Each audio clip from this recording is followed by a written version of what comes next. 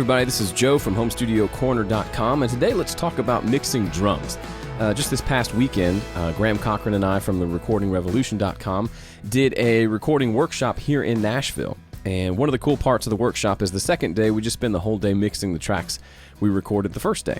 And Graham and I kind of swap off mixing different parts of the song and teaching the ways that we go about mixing. And what was really cool is these workshops, and anytime I sit down with any engineer and watch them work, I always learn something new.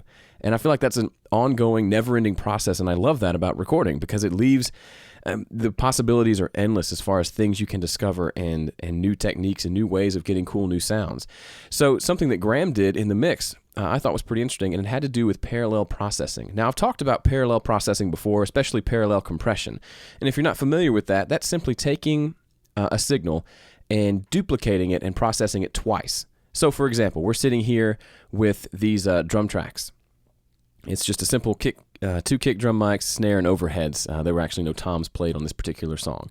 And we've got them all EQ'd and compressed and running through a drum bus, as you can see here. Now, this is what it sounds like with just those, with a little bit of EQ and compression on the mics and nothing on the drum bus.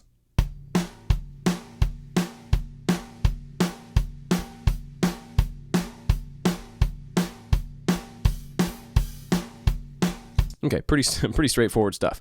And it's nice, it's punchy, everything sounds good, we're happy with that. But one thing you can do to really maximize that is do something called parallel compression. And typically the way I do that is I take this drum bus and I just duplicate it so that I've got a second bus with the exact same signal feeding into it, and then I'll compress that pretty heavily and blend the two together. And Graham did something slightly different that I thought was really cool and I wanted to share with you today. He, instead of just duplicating this bus, as you can see here, instead of duplicating it and having another bus that just has the same, another aux track with the same bus feeding it, he created a brand new aux track with a different bus, and that bus is P drums. And if we zoom back out, you'll see that we're only feeding this bus the two kick mics and the snare mic. And we're actually feeding them pre-faders so they don't follow the faders down here. And when we started doing that, I was thinking, okay, this is interesting. It doesn't make sense. I'm not sure why we're doing it.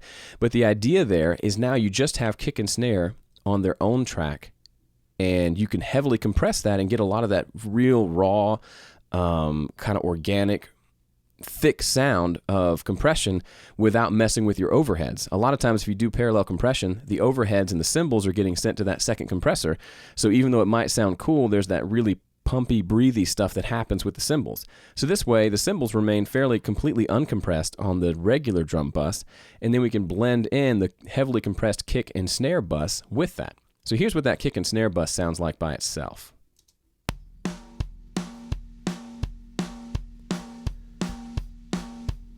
As you can see here, we just got the BF76 plug-in just smashing away at it. Again, it's not supposed to sound that great by itself, but you essentially get more of the snap of the kick drum and you get the body of the snare.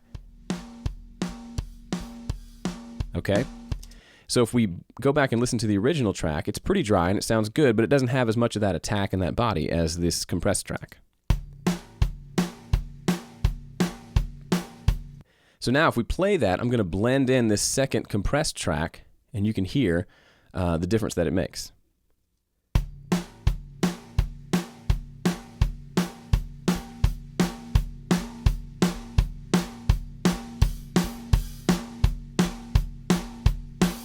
Notice how it brought in this body and this warmth and kind of this resonance sound that just made the drums seem bigger and fuller. But you'll notice the hi-hat, which we're just picking up in the overhead mics, still remains nice and clean. You can still hear everything. It's not getting affected by that heavy compression. And it's just a cool way to blend it. And solo it sounds good, but in the mix as well, it works really nicely to help the drums cut through and sound nice and big.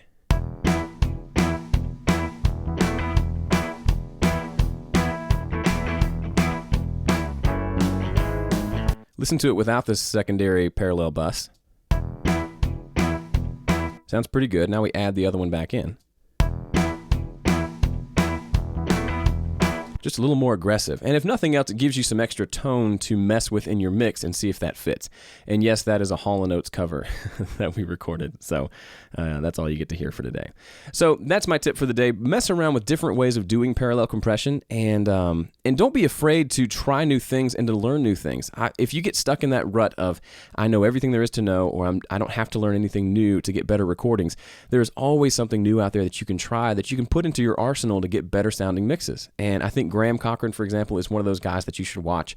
And I learn all sorts of stuff from him all the time. That doesn't make me less of an engineer. If anything, it makes me a better engineer for being open to trying new things. And just like this one quick tip today, that's going to help me get better mixes in the future. It's another tool in my grab bag that I can go to. If you like recording as much as me and you'd like to get a daily tip from me straight to your inbox, head over to homestudiocorner.com/newsletter and you can subscribe right there. Head over now. It'll take you 2 seconds to subscribe and you'll start getting the tips right away.